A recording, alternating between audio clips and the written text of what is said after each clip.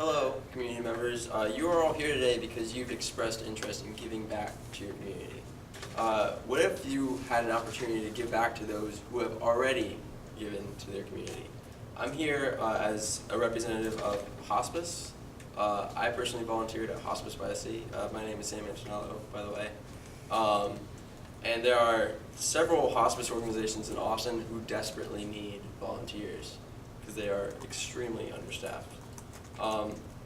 Hospice, if you don't know, of course, primarily works with the elderly who cannot stay in hospitals for an extended period of time, and they need a place to stay near doctors, so they go to hospice. These people are all in need of intensive care, but there aren't enough volunteers, of course, to take care of all of them. In Austin, there are currently 20 hospice organizations that could use your help. The major ones are Hospice Austin, Hospice at Christopher's House, and Heart to Heart Hospice. And there are tons of jobs that people can volunteer with. Personally, I volunteered with their managerial staff. You can, if you're not good with people, they will send you to their offices where they do the logistics for all these care centers.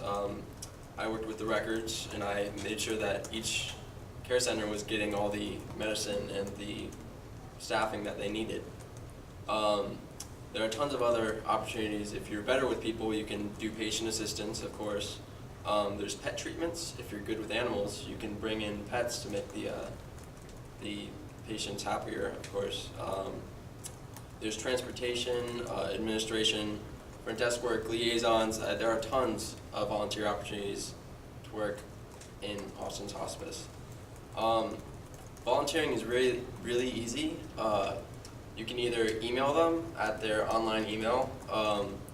Most of their websites have an application page, or you can walk in. If you walk in, then they'll put you to work right away. That's what I did back home. I just walked in and said, here's my resume. You don't have to have a resume.